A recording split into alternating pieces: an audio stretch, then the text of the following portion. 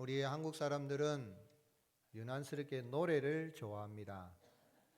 다른 나라 민족도 노래 좋아하겠지만 한국 사람들은 참 노래를 좋아합니다. 여러분 18번 있습니까?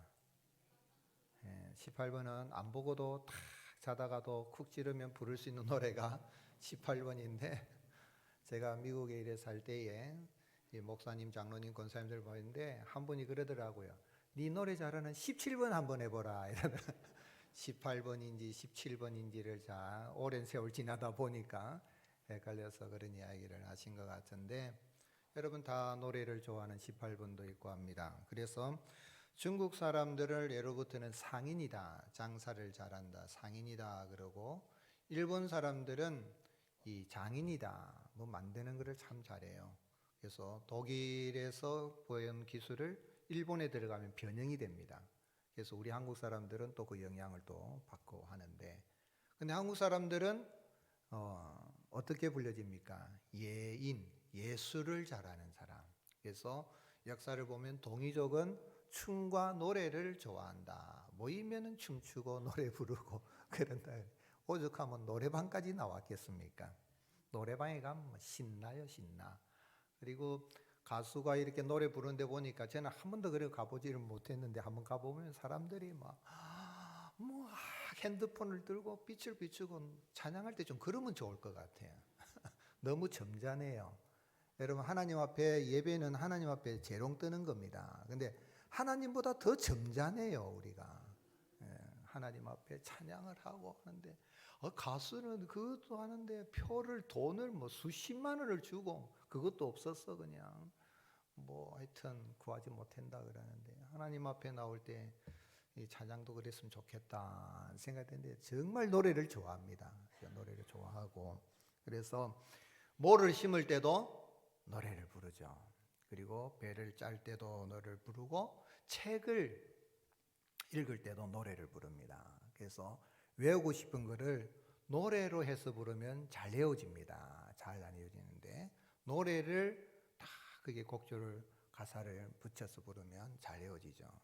저도 신학교 다닐 때 이제 이 헬라어 이제 정관사를 외우는데 그게 참 헷갈리거든요. 근데 산토끼 노래에다가 붙여가지고 호헤이토 호이하이타 두 테이스트 톤톤톤 토데이토 토이스타이스타 톤 데인톤 투스타 이러면 정관사 다 외운 거거든요. 그래가지고 이게 이제 뭐 주격에 역격에 소유격에 목적격에서 이제 외워야만이 이제 이게 문장이 보인단 말이에요. 그러니까 노래를 붙여서 이렇게 하면은 잘 외워지죠.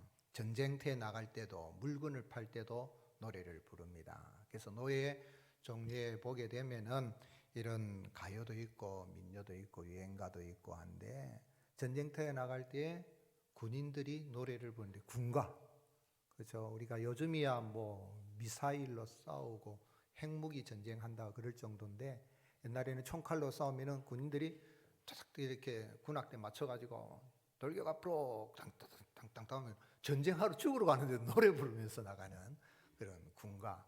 죽을 때도 노래를 부르는 모습을 볼 수 있는데 우리가 교회 와서도 노래를 부르는 찬양대, 성가, 찬양도 하고 그럽니다. 근데 신앙생활 하다 보면 참 어려운 일이 있으면 찬송이 잘 안 나오고 그럴 때가 있습니다. 오늘 여러분 참 힘들고 어려울 때라도 찬송을 부르는 가운데에 하나님이 힘을 주시는 그런 은혜를 경험하고 늘 기쁠 때나 슬플 때나 감사 찬송하고 늘 승리하는 삶을 살아가는 저와 여러분이 되시기를 예수님의 이름으로 축복합니다. 오늘 우리가 시편 147편을 읽었는데요. 제가 요즘 시편 147편 송을 참 좋아합니다. 그래서 우리 주는 위대하며 이 찬양을 부르면 막 힘이 나요. 은혜가 넘치고 그전에도 이 시를 묵상하고 했지만은 근데 이 시편 147편 그 앞에 146편에서부터 150편까지를 할렐루야 시라고 합니다. 시를 보시면 처음 시작하는 단어가 뭡니까? 할렐루야. 마지막에 단어가 뭡니까? 할렐루야입니다. 그래서 146에서 150편까지를 이 할렐루야 시라고 합니다. 그래서 할렐루야 하면은 그 뜻이 뭐죠? 야외 하나님을 찬양하라. 할렐루, 알렐루, 하나님을 찬양하라 하는 히브리어죠. 그래서 할렐루야 하면은 우리가 아멘 하고 화답할 수 있기를 예수님의 이름으로 축복합니다. 천국 방언이라고 그러기도 하고 세계 만국 이 통상어라 그러는데 우리 좀 고려파가 고신이 좀 그런 부분이 약한 것 같아요. 할렐루야 하면은 저거 뭐 순복음파가 이러는 순복음에서는 막 랄랄랄랄랄랄랄랄 하면서 이렇게 한다 그러는데 여러분 꼭 그게 아니래도 여러분 할렐루야 여호와를 찬양하라. 우리 교회는 그래도 많이 오픈되어 있어서 아멘도 잘 하시는데 할렐루야도 풍성하고 아멘도 풍성하여 하나님께 영광을 돌리고 감사가 넘치는 은혜가 있을 수 있기를 주님 축복합니다. 그런데 시편 146편은 개인이 하나님을 찬양하는 그런 노래라고 한다면 147편은 공동체가 이스라엘 공동체가 하나님을 향하여서 할렐루야로 찬양하는 그런 시입니다. 언제쯤 이 시가 지어졌을까? 바벨론 포로에서 그들이 돌아와서 하나님이 구원하신 은혜를 민족 공동체가 이스라엘이 하나님 앞에 찬양한 시로 그렇게 이해할 수가 있습니다. 근데 이 시를 보면 전체 3년으로 세 부분으로 나눠져 있습니다. 시를 우리가 분석할 때 1년, 2년, 3년 이렇게 하잖아요. 제 1년은 1절에서 6절까지죠. 1절, 7절, 11절 이 구분이 됩니다. 그래서 1절에 보게 되면 할렐루야 우리 하나님을 찬양하는 일이 선하다. 그리고 찬송하니 아름답고 마땅하다 그랬고 7절에 보게 되면 감사함으로 여호와께 노래하며 수금으로 하나님께 찬양하라 그랬고 12절에 보면 예루살렘아 여호와를 찬송할지어다. 시온아 내 하나님을 찬양할지어다. 이렇게 구절을 해서 1절에서 6절까지 제1연에서는 창조주 하나님 그죠? 하나님께서 그의 지혜에 무궁하시며 하나님이 별들을 다 창조하시고 헤아리시고 그 이름을 붙이신 그 하나님. 그리고 7절에서 11절까지는 그 하나님은 창조하실 뿐만 아니라 다 공급해 주시는 먹이시는 하나님, 짐승들의 먹을 것을 주시는 그런 하나님인 걸 이야기하고 12절에서 20절까지에서는 그 하나님 특별히 누구에게 하나님이 복을 주시는가? 택한 백성 이스라엘에게 복을 주시는 하나님이시다 하는 그런 내용의 시입니다. 그래서 오늘 시인이 왜 이렇게 구구절절히 여호와 하나님을 찬양하라고 그렇게 노래합니까? 여호와 하나님은 왜 시인을 통하여서 또 이스라엘 민족 공동체가 여호와 하나님을 찬양하도록 그렇게 말씀하십니까? 그것은 여호와 하나님은 그의 백성을 말씀으로 고치시고 구원하여 영원한 평화의 나라 천국으로 인도하시는 분인 것을 알게 하기 위함인 것입니다. 그래서 오늘 보면 3절 4절에 상심한 자들을 하나님은 고치시고 그들의 상처를 싸매신다 그랬습니다. 오늘 여러분 우리 하나님께서는 이 상한 갈대를 꺾지 아니하시고 꺼져가는 심지를 끄지 아니하시기를 심판을 이길 때까지 지키신다 그랬는데 하나님의 택한 백성들의 그 상한 마음, 상심한 마음, 낙심한 마음을 하나님께서 고쳐주시고 또 상처를 입었을 때에 그걸 싸매어 주시는 하나님. 그가 별들의 수요를 세우시고 그것들을 다 이름대로 부르신다 그랬어요. 여기 육신의 어떤 상처를 고쳐준다는 그런 의미도 있겠지만은 그것보다는 바벨론 포로로 이렇게 잡혀가서 작게는 50년, 많게는 70년 성전이 재건되는 기점 보면 70년이죠. 그 성전이 재건되게 돌아오기까지 70년의 세월을 보내면서 예루살렘이 폐허가 되고 성전도 다 불타 없어졌는데 하나님이 그것을 고쳐주시고 이스라엘 백성들의 그 상심한 마음을 고쳐주시고 또 황폐한 그 땅을 하나님이 이렇게 치유하여 주시는 싸매어 주시는 하나님. 그래서 흩어진 자들을 다 불러 모으신데 그 하나님 4절에 그가 별들의 수요를 세시고 그것들을 다 이름대로 부르신다. 우리 주는 위대하며 능력이 많으시도다. 하나님께서 어느 정도로 위대한가? 이슬람에서는 알라는 위대하다 하고 외치면은 막 메카를 향해서 절을 한다 그러는데 알라는 인간이 만드는 신이라면 야훼 하나님은 스스로 계시는 하나님이신데 그 하나님이 어느 정도로 위대한가. 별들의 수를 다 하신. 여러분 별이 몇 개나 될까요? 헤아려 봤습니까? 근데 천문학자들이 있죠. 우주과학자들은 자기 마음대로 말하더라고. 별이 수천억 개가 된다. 살려봤습니까? 모르지만. 그래서 우주과학자 참 편할 것 같아요. 그죠? 그런데 그 별들이 얼마나 많습니까? 근데 우주가 얼마나 광활한지, 우주 이 끝에서 저 끝까지 가려면 얼마의 시간이 걸리는가. 빛이 1년 동안 날아가는 그것을 1광년이라고 합니다. 1광년. 그런데 우주 끝까지 가려면 150억 광년이 걸린다. 누가 그렇게 대충 해도 됩니다. 200억 광년을 걸리든 뭐 아는 사람이 있습니까? 누구만 아십니까?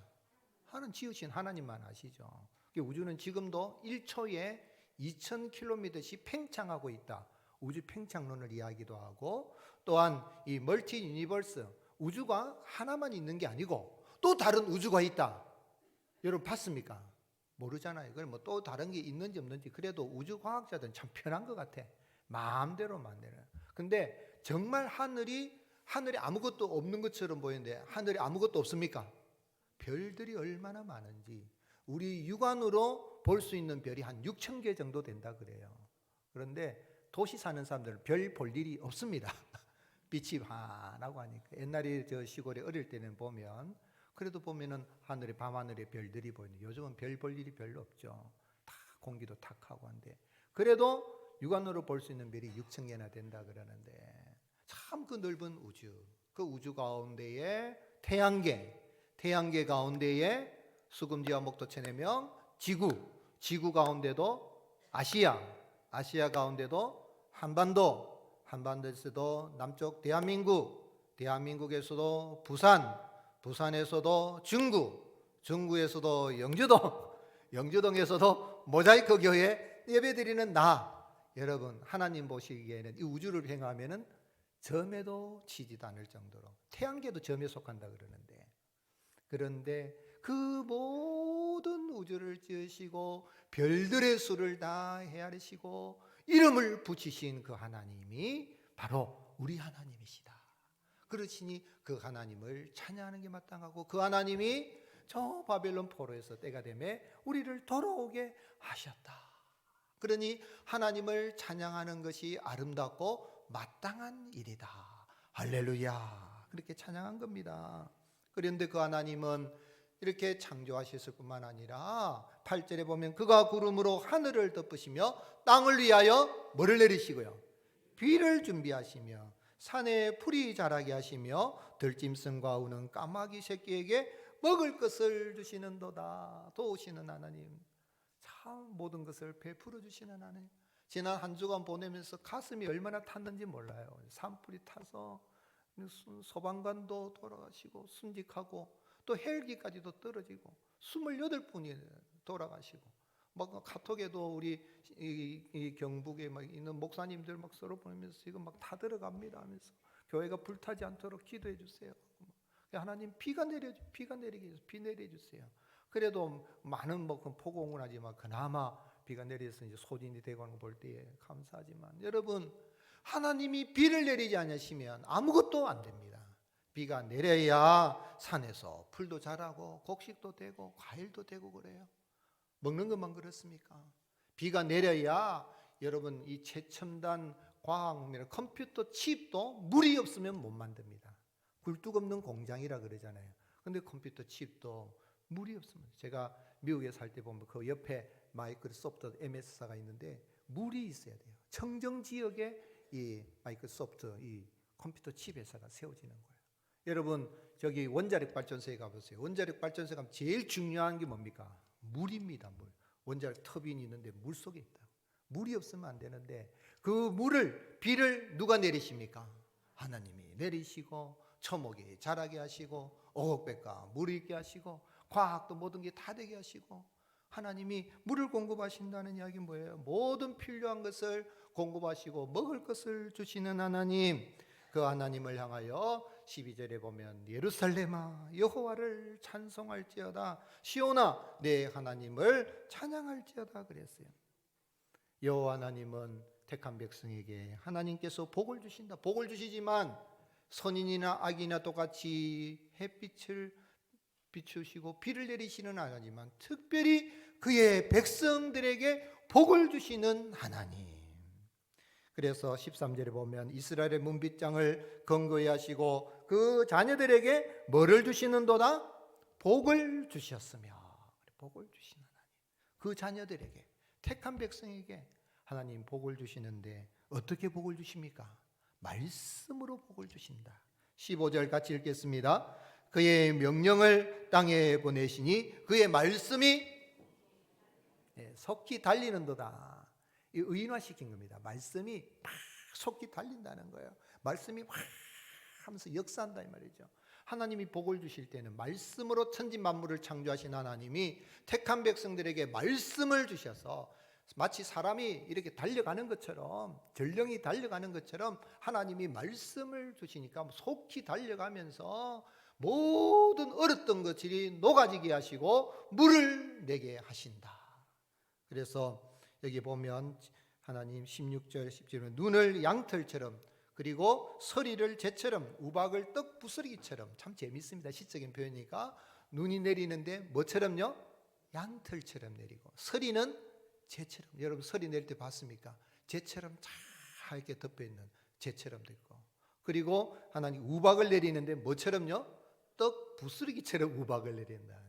그런데 이렇게 춥죠 그러면. 그런데 하나님이 말씀을 보내시니까 그 모든 것이 다 녹아내리고 18절에 그의 말씀을 보내사 그것들을 녹이시고 바람을 불게 하신즉 물이 흐르는 도다. 하나님이 참으로 이렇게 말씀의 역사로 그의 택한 백성들에게 복을 주신다. 19절 말씀 같이 읽겠습니다. 그가 그의 말씀을 야곱에게 보이시며 그의 율례와 규례를 이스라엘에게 보이시는도다. 그는 어느 민족에게도 이와 같이 행하지 아니하셨나니 그들은 그의 법도를 알지 못하였도다. 할렐루야. 여러분, 하나님의 말씀이 우리 가운데 들어오게 되면 영이 살고 우리의 육체도 건강하게 되고 경제도 회복이 되고 하나님이 복을 주시는 그런 은혜를 누리는 풍성한 역사가 일어나게 됩니다. 그 하나님을 찬양한 거예요. 그의 말씀으로 그의 백성을 이렇게 창조하신 하나님께서 고치시고 싸매시고 구원하셔서 모든 것이 풍성한 천국으로 인도하시는 하나님, 예루살렘 이 가나안 땅으로 인도하신 그 하나님을 이스라엘 백성들이 바빌론 포로에 대해서 찬양한 것이죠. 그렇게 말씀을 주시고 말씀으로 역사하신 그 하나님이 사람이 되셔서 이 땅에 오셨습니다. 그분이 누구십니까? 우리 주 예수 그리스도십니다. 사도 요한은 요한복음 1장 1절에 뭐라고 증언했습니까? 태초에 말씀이 계시니라. 이 말씀이 하나님과 함께 계셨으니 그가 곧 하나님이시니라. 그로 말미암아 모든 만물이 지은 바 되었으니 그가 없이는 된 것이 없느니라. 천지 만물을 창조하실 때 말씀으로 창조하신 하나님이 그 하나님을 알지 못하고 우상 숭배하고 원망불평하고 세상 노래나 부르는 그 인생들을 구원하여서 하나님을 찬양하고 하나님을 예배하는 자로 거듭나기 위해서 사람의 몸을 입고 이 땅에 오신 것입니다. 그래서 우리가 이 사순절을 보내면서 예수님의 그 고난을 우리가 묵상하고 기도하는데 말씀이 육신이 이 땅에 오신 주님, 그 하나님이 참으로 하나님의 아버지의 영광을 보여주셨음을 생각하고 묵상하고 우리가 감사 찬송해야 할 이유가 있는 것입니다. 사도 요한은 요한복음 1장 14절 같이 읽겠습니다. 말씀이 육신이 되어 우리 가운데 가심에 우리가 그의 영광을 보니 아버지의 독생자의 영광이요 은혜와 진리가 충만하더라. 아멘. 여러분, 주님이 말씀으로 이 3년 공생에 33년 이 땅에 사시면서 말씀으로 모든 것을 치유하시고 고쳐주십니다. 예수님 앞에 나온 사람 가운데 고침받지 못한 사람이 없습니다. 문제 해결받지 못한 사람이 없습니다. 주님 앞에 나가면 지금도 여전히 주님은 말씀으로 고쳐주시고 말씀으로 해결해 주시고 우리의 모든 필요를 공급하여 주십니다.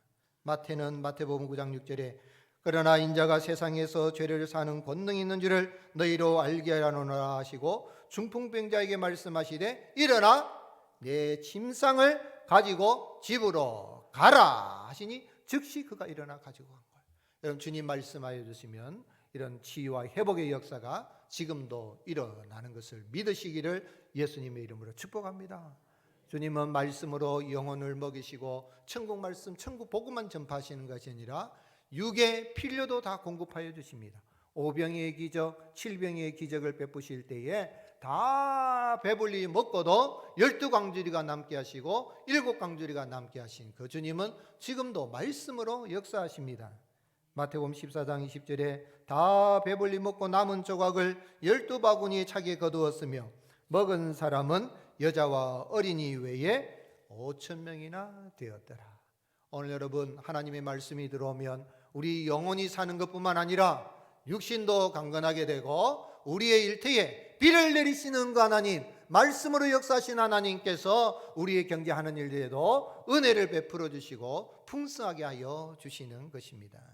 심지어는 말씀이 역사하는 곳에 죽은 자가 되살아나는 그런 역사를 일으키시고, 또한 천국은 사망이 없고 죽음이 없는, 애통하는 것이 없는 것인 것을 예수님은 보여주셨습니다. 친구 나사로가 죽어서 나흘이나 되어서 처음 무덤에 갇혀 있는데 그곳에 찾아가셔서 주님 어떻게 나사로를 살리셨습니까?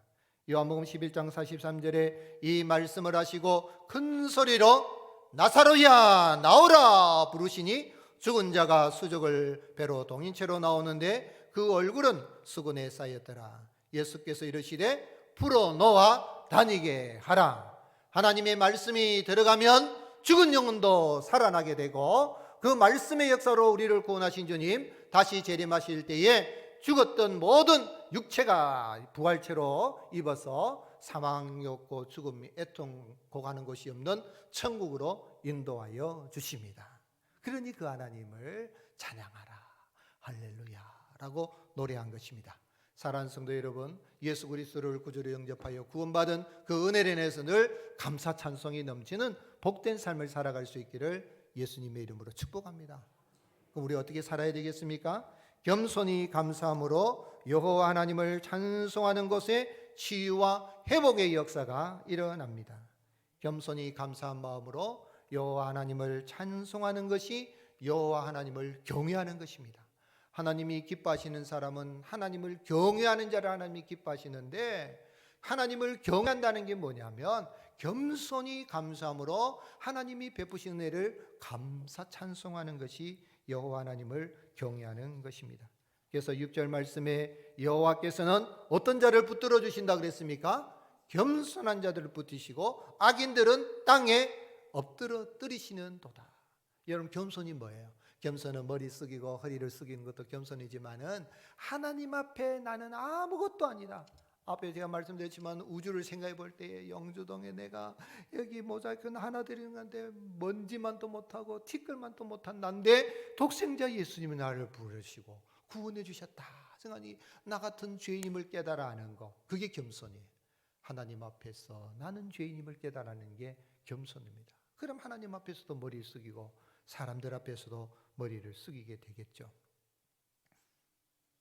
미가 6장 8절에서 사람아 주께서 선한 것이 무엇임을 내게 보이시나니 여호와께서 내게 구하시는 것은 오직 정의를 행하며 인자를 사랑하며 어떻게 해요? 겸손하게 내 하나님과 함께 행하는 것 아니냐. 베드로 사도는 베드로전서 5장 5절에 젊은 자들아 이와 같이 장로들에게 순종하고 다 서로 겸손으로 허리를 동이라. 하나님은 교만한 자를 대적하시되 누구에게요? 겸손한 자들에게는 은혜를 주시느니라. 그러므로 하나님의 능하신 손 아래에 겸손하라. 때가 되면 너희를 높이시리라. 여러분, 여기 장로들은 영적 지도를 말하기도 하지만은 이 어른들을 존중하는 마음, 젊은 사람 가져야 된다. 요즘은 우리 한국 사람들 보면 젊은 사람들이 어른을 몰라요. 어른들이 좀 잔소리하면 뭐라고 합니까? 꼰대 같은 소리 하고 있네. 이래. 근데 여러분 가만히 생각해 보면요, 꼰대 하는 분이 필요합니다. 이렇게 해야 된다라고 말. 우리 자랄 때 보면 학교 선생님 보고 꼰대라 그랬거든. 그래서 선생님이라고 안 하고 야 꼰대 온다 그랬단 말이에요. 여러분, 그런데 선생님처럼 얘들아 그렇게 어른이 필요한 시대가 됐어요. 그러니까 오늘 하나님 앞에서 우리가 겸손히 한다는 이야기는 하나님 앞에 있는 영적인 지도자라. 우리가 언들을 알고 항상 사람들 앞에서 겸손히 해야 할 걸 이야기하는 것이죠. 그래서 7절 말씀에 감사함으로 여호와께 노래하며 수금으로 하나님께 찬양하라 그랬어요. 오늘 여러분 베푸신 은혜에서 감사가 넘치는, 겸손히 하나님을 감사하고 찬송하는 은혜가 있을 수 있기를 예수님의 이름으로 축복합니다. 골로새서 3장 16절 그리스도의 말씀이 너희 속에 풍성히 가하여 모든 지혜로 피차 가르치며 권면하고 시와 찬송과 신령한 노래를 부르며 감사하는 마음으로 하나님을 찬양하고 또 무엇을 하든지 말이나 이래나 다 주 예수 그리스도 이름으로 하고 그를 힘입어 하나님 아버지께 감사하라. 여러분 신앙생활하다 보면 속상할 일이 있습니까 없습니까? 있을 때가 있죠. 화가 나고 짜증이 날 때가 있어요. 그럴 때라도 뭡니까? 누구를 생각하고? 예수님을 생각하고 이 먼지만도 못한 나를, 티끌 같은 나를 주님이 이렇게 나를 구원해 주시고 고쳐주시고 천국님 감사합니다 하면 찬송이 저절로 날 줄로 믿습니다. 11절 같이 읽겠습니다. 여호와는 자기를 경외하는 자들과 그의 인자심을 바라는 자들을 기뻐하시는도다 그랬어요.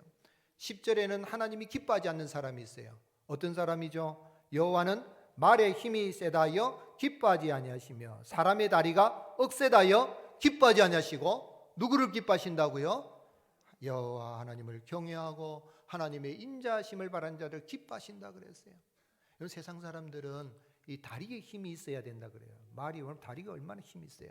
나이 드시면은 다리에 힘이 있어야 된다 그래서 쪼글뛰기도 하고 그리고 사시에 힘을 주어서 PT도 하고 뭐 그래야 된다 그러는데 아무리 다리에 힘이 있어도 하나님이 은혜 안 베푸시면 건강하지 못합니다. 그럼 여호와를 경외하고 나가면 하나님이 은혜를 베풀어 주시는 것입니다. 그래서 다윗은 시편 145편 18절에 여호와께서는 자기에게 간구하는 모든 자 곧 진실하게 간구하는 모든 자에게 가까이 하시는도다. 같이 읽겠습니다. 그는 자기를 경외하는 자들의 소원을 이루시며 또 그들의 부르짖음을 들으사 구원하시리로다. 아멘. 하나님을 경외한다는 이야기는 겸손히 감사함으로 베푸신 은혜를 감사 말씀으로 역사하신 주님이 나를 구원하신 은혜를 감사하고 나가면 거기에 하나님은 계속해서 치유와 회복의 은혜를 베푸시고 참 우리가 나 주님의 기쁨 되기 원하네 하고 하나님을 경외하고 나가면 하나님이 큰 구원의 역사를 허락하여 주십니다. 이사야 33장 6절 같이 읽겠습니다. 시작. 내 시대에 평안함이 있으며 구원과 지혜와 지식이 풍성할 것이니 여호와를 경외함이 아멘이십니까? 예수님 믿고 여호와 하나님을 경외하고 할렐루야 주님을 찬송할 수 있는 이 자리에 세워진 걸 감사하고 나가면 세상 사람들이 부르는 노래하고는 상상할 수 없는 그런 신령한 기쁨이 넘치고 치료와 회복의 구원의 역사가 임하게 됩니다. 어느 장로님의 가정에 일하라고 합니다. 이 장로님은 이 가정에 우리 부부 싸움할 때는 찬송가를 부르자 그랬대요. 그게 원칙이라 그래요. 저도 집사람하고 혹시 다툴 일 있으면 그때는 이 경어를 그러니까 존댓말을 쓰기로 했어요. 뭐 평상시도 존댓말을 쓰지만은 부부는 등 돌리면 남이니까 남은 존대를 해야 된다 이 말이에요. 우리는 이제 남남이 돼 싸우니까 그래서 당신이 그랬잖아요 하면 우리 아이들이 아빠 지금 화났는데 서울말씨한다 그런 그게 원칙이 있어요. 그러니까 왜냐하면 막말을 하다 보면은 상처를 줄 수 있거든요, 그죠? 뭐 네가 내가 그러면은 곤란해지잖아요, 그죠? 그렇기 때문에 존경을 쓰고 생각해요. 그러는데 이 장로님 가정은 이 부부 싸움하면 찬송가를 부르게 돼요. 그래서 부부 싸움하다가 장로님이 밖으로 팍 나가는데 그러면은 사모님이 권사님이 안에서 뭐라고 부릅니까?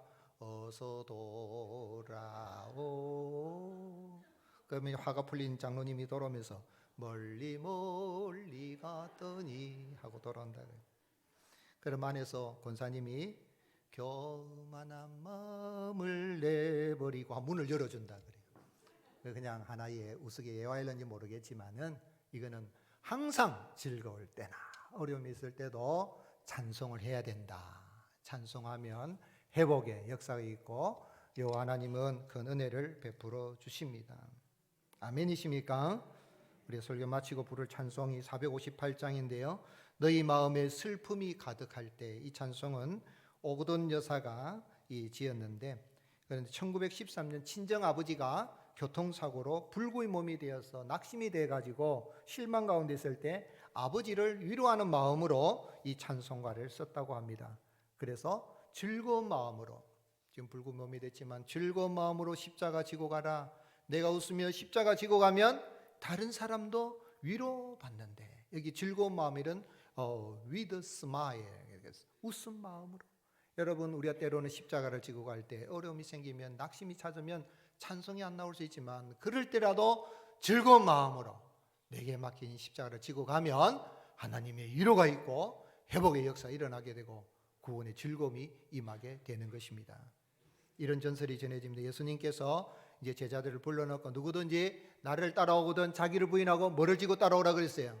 자기 십자가를 지고 따라오라는데, 두 제자에게 너희들 가서 십자가 만들어 오너라 그랬더니 한 제자는 얼른 가가지고 큰 십자가를 지고 메고 오는데 얼굴에 기쁨이 충만해가지고 막 즐거운 마음으로 뭐 십자가 지고 가는데, 저 조금 지나니까 한 제자는 왜 조그만한 십자가는 막 힘들어가지고 아유 십자가도 조그만한데 하면서, 주님, 이 십자가는 시간이 가면 갈수록 더 무거워집니다. 웬일입니까? 그러니 예수님이 그래 말씀하셨다 그래요. 즐거운 마음으로 자기 십자가를 지고 가는 사람은 그 십자가가 점점 가벼워지지만, 너같이 불평하고 지고 가는 사람은 점점 더 무거워지느니라.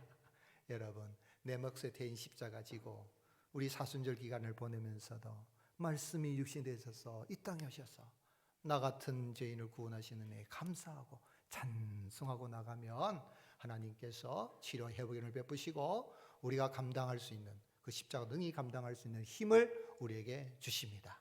승리하는 한 주간 되시기를 예수님의 이름으로 축복합니다.